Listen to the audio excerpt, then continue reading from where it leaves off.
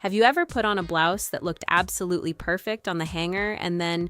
once it was actually on your body, just didn't feel right? Maybe it pulled somewhere it shouldn't, or the whole outfit felt a little flat, or you stood in front of the mirror turning side to side and just couldn't put your finger on what was off. You're not imagining it, and it's not about your body at all. It's almost always about a handful of small, very fixable styling choices that quietly work against you without you ever fully realizing it. Today, I'm walking you through 7 blouse mistakes I see constantly with curvy women over 40 and exactly what to reach for instead so that every single blouse hanging in your closet actually earns its place there. Mistake number 1 is choosing a blouse with a rounded high crew neckline as your everyday go-to shape.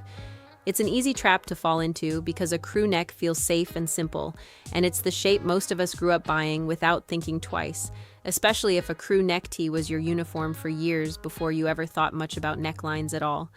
But that shape tends to shorten the visual line of your neck and close off the collarbone area entirely, which quietly flattens the whole silhouette from the shoulders up before you've even added an outfit around it. Instead, look for a V-neck, a soft scoop, or even a subtle sweetheart line for something a little more special.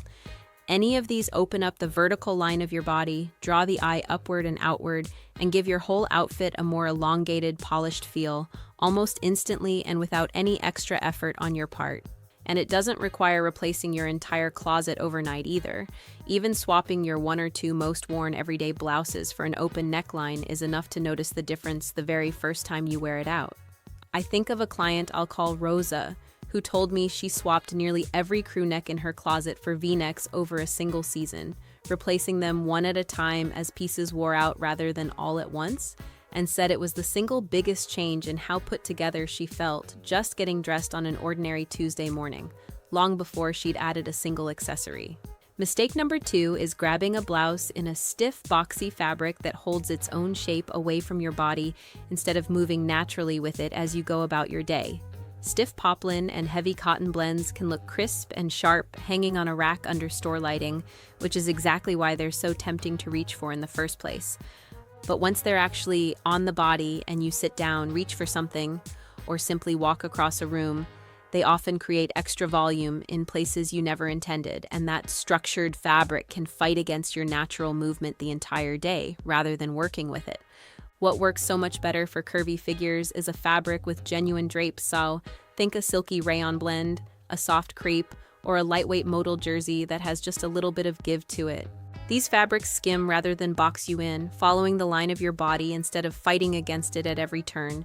And honestly, they photograph beautifully in motion too, catching light and movement in a way that stiffer fabrics simply can't. Mistake number 3 is going for an all-over busy print in an oversized scale without stopping to think about proportion first, simply because the print itself caught your eye on the rack. A print that's genuinely too large for the blouse can overwhelm the entire piece and pull the eye around in a way that feels chaotic rather than intentional, no matter how beautiful that print actually is on its own, in isolation, away from your body. A much better approach is choosing a smaller or medium-scale print instead, or a print that's concentrated in one specific area, like the sleeves or a front panel,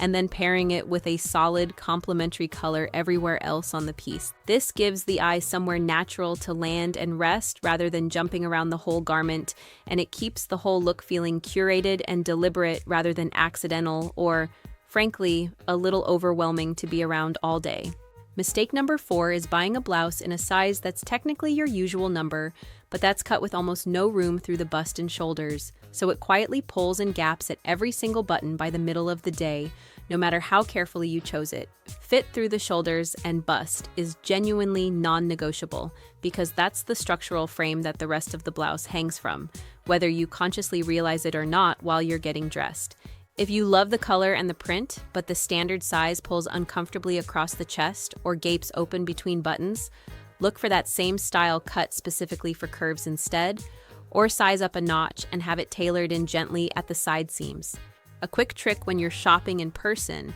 is to actually raise your arms and turn side to side in the fitting room before deciding, rather than just checking the fit while standing perfectly still facing the mirror, since that's usually where a bust and shoulder problem shows itself first. A blouse that sits smoothly and quietly through the chest without a single pull line anywhere. instantly reads as more expensive and far more intentional, no matter what it actually cost you at the register. Mistake number 5 is defaulting to short capped sleeves simply because you assume that's mostly what's available in your size at the store, so you stop looking any further.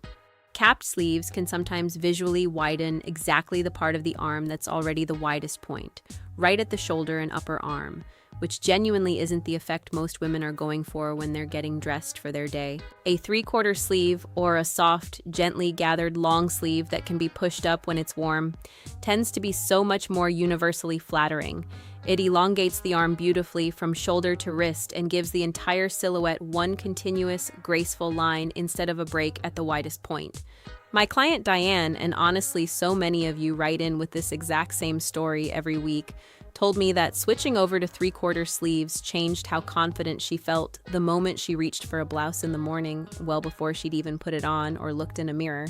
Mistake number 6 is ignoring hem length entirely and letting nearly every blouse you own hit at the exact same spot, which for most curvy women ends up landing right at the widest part of the hip. Whether that was intentional or not, when every single top you own ends in that same place, it quietly creates one repeated visual line across your whole wardrobe that genuinely doesn't do you any favors over time, even if no single blouse looks bad on its own.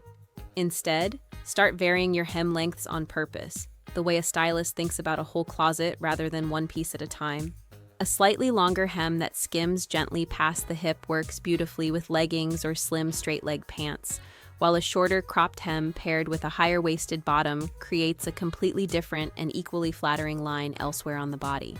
The key here is intention and genuine variety across your closet, not defaulting to one single, safe length over and over again every time you go shopping for something new.